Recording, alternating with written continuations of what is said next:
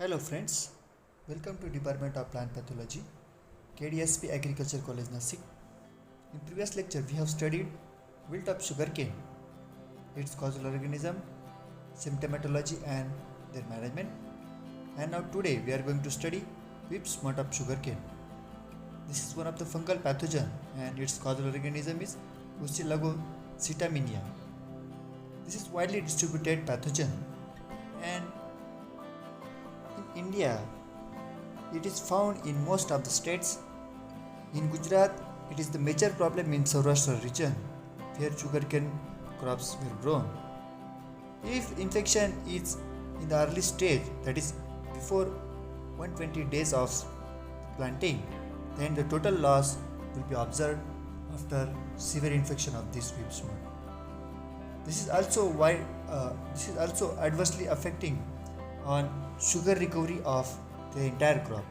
So this is one of the important pathogens that we have to study, its life cycle, symptoms and its management.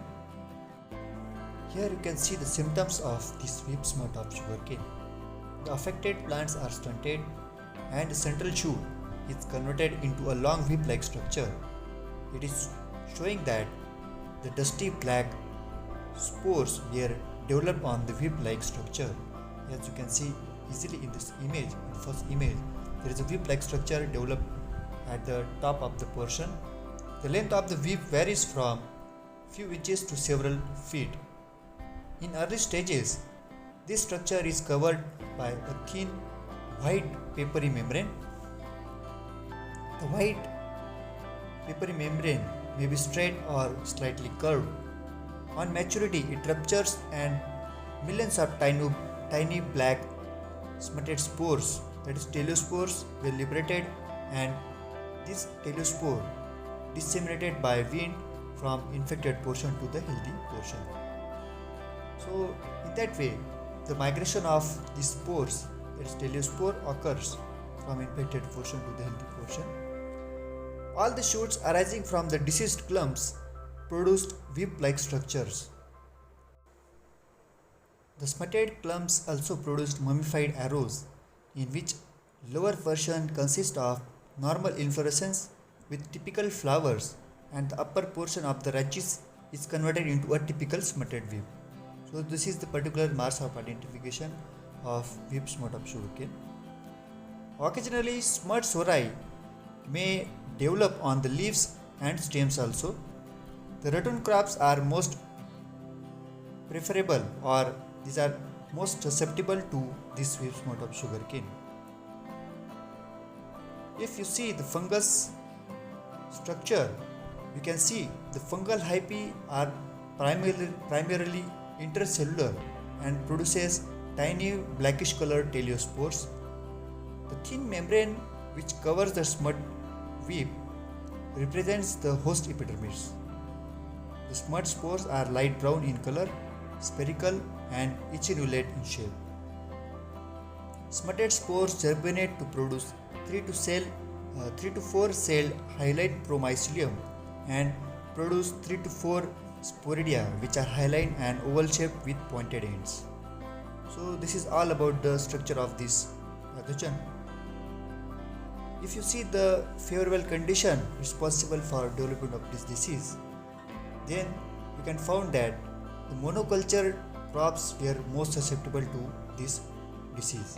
That means monoculturing of sugarcane in the same field and continuous rooting in the same field causes severe attack of this disease.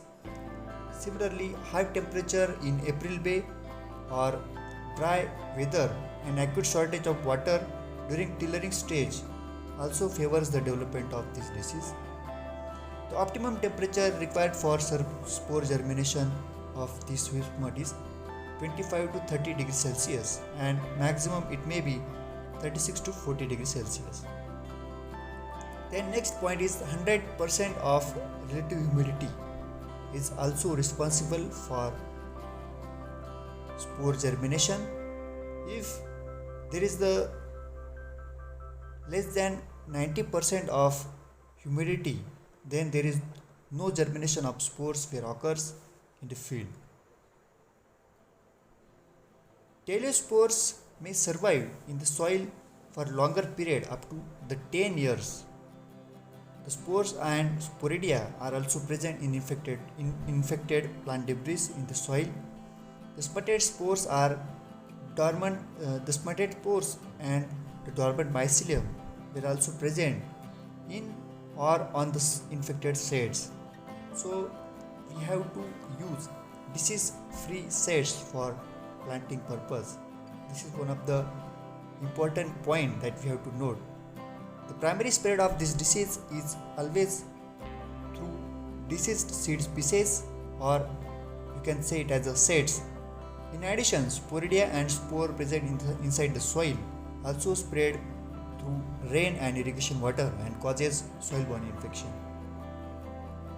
And the secondary spread in the field is mainly through the smutted spores developed in whips aided by the air currents. That means the sporidia may migrate from infected portion to the healthy portion by air currents.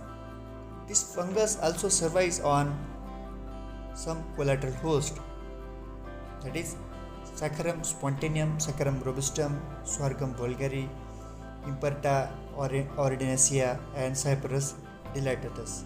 So these are some collateral hosts which were found that these are responsible for survival condition of this whip smut of sugarcane. Now the most important point is management of this whip smut. For management of this whip smut, we have to remove and destroy all smutted clumps from field and keep it outside the field and destroy it immediately. Then discouraging the practice or returning, it is more important. If we continuously grow the return crop in the same field, then it increases the chances of development of initial inoculum inside the soil, so that the pathogen can easily activate after its dormant condition. So the returning should be avoided in such fields. Then next point is avoiding the planting of infected seeds. This point is very important, that if the infected seeds containing such sporidia of whip smut, then the initial inoculum is already present on the seeds and there is development of disease is easily. So for avoiding such conditions, we have to use disease-free seeds. Then grow red gram as a companion crop between two rows of sugarcane is found effective for controlling the disease.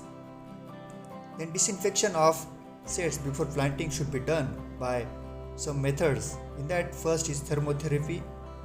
In thermotherapy, we can use hot water treatment at 52 degrees Celsius for 10 to 11 minutes, or irradiated steam treatment at 52 degrees Celsius for 2 hours.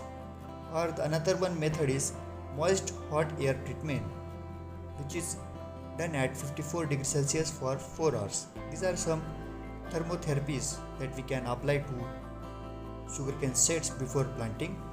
The next is chemotherapy, that means chemical treatment. For that we can use agalol, begalol, aretan, imison or carbendazim 0.1% solution. So we can keep the seeds in such solutions for 10 minutes and then after we can use it for planting purpose. It will reduce the initial inoculum of this disease.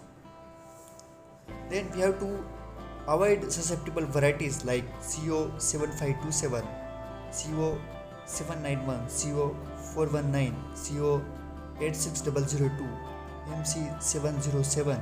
These are some susceptible varieties that we have to avoid for planting. So this is all about whip smut of sugarcane. Thanks for watching this video. Don't forget to subscribe my channel Indian Phytopathology and press the bell icon for newer updates. Thank you.